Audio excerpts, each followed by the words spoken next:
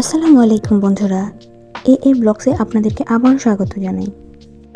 আজকে আমি আপনাদেরকে দেখাবো ঘরে থাকা বেসিক কিছু মশলা দিয়ে কিভাবে সুস্বাদুভাবে মাছ ভুনা করা যায়।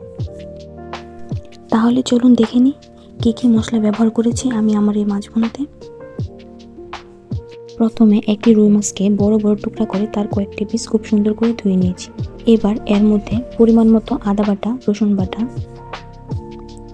1 চা চামচের মতো মরিচের গুঁড়া, 1 চা চামচের মতো হলুদের গুঁড়া এবং পরিমাণ মতো লবণ দিয়ে সুন্দর করে ম্যারিনেট করে নেব। ম্যারিনেট করার পর আমি 10 মিনিটের মতো রেখে দিয়েছিলাম।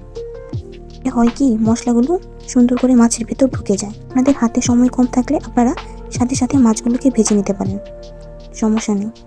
এই পর্যায়ে আমি একটি ফ্রাই প্যানে সয়াবিন তেল দিয়ে তেল ভালো করে গরম হয়ে আসলে এর মধ্যে এক এক করে মাছের টুকরাগুলো ছেড়ে দেব।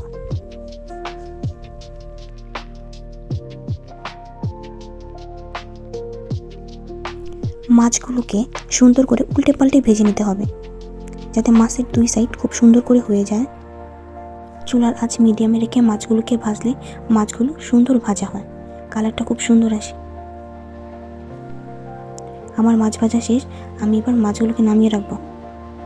এবার বড় একটি পাতিলে সয়াবিন তেল দিয়ে তেল গরম হয়ে আসলে এর মধ্যে আমি কিছু পরিমাণ পেঁয়াজ বাটা দিয়ে নিয়েছি। মাছ ভুনাতে পেঁয়াজ কুচির থেকে পেঁয়াজ বাটা ব্যবহার করলে খুব ভালো হয়, আপনারা চাইলে পেঁয়াজ কুচি ব্যবহার করতে পারেন।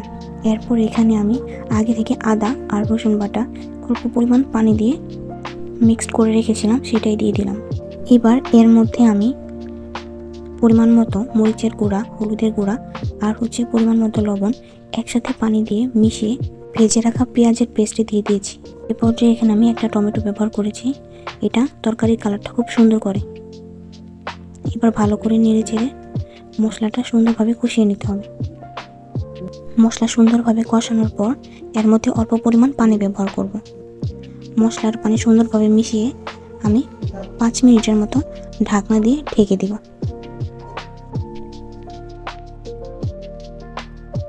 5 মিনিট পর ঢাকনাটা খুলে হালকা নেড়ে দেব, তা না হলে আবার নিচে লেগে যেতে পারে। এ পর্যায়ে আমি কয়েক টুকরা আস্ত কাঁচামরিচ এর মধ্যে দিয়ে দিব।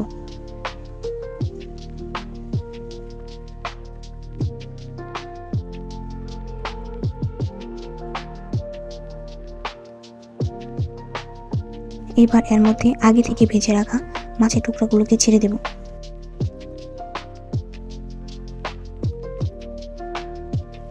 মশলা আর মাছের টুকরাগুলোকে সুন্দরভাবে মিশিয়ে দিব।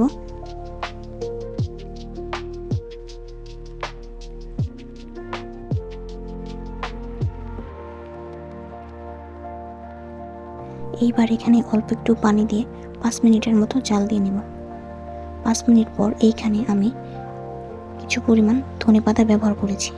ধনেপাতা ব্যবহার করার ফলে সুন্দর একটা স্মেল আসে তরকারি থেকে। এবার আবার আমি 5 মিনিটের জন্য ঢাকনা দিয়ে ঢেকে দিলাম। 5 মিনিট পর ঢাকনা খুলে তরকারি নামিয়ে নিলেই হবে।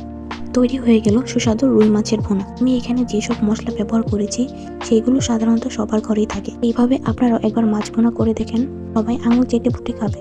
আমার ভিডিও ভালো লাগলে আমার চ্যানেলটিতে লাইক, কমেন্ট ও সাবস্ক্রাইব করুন। সবাইকে ধন্যবাদ জানিয়ে আজকে এখানেই বিদায় নিচ্ছি। দেখা হবে আবার নতুন কোনো ভিডিওতে। আল্লাহ হাফিজ।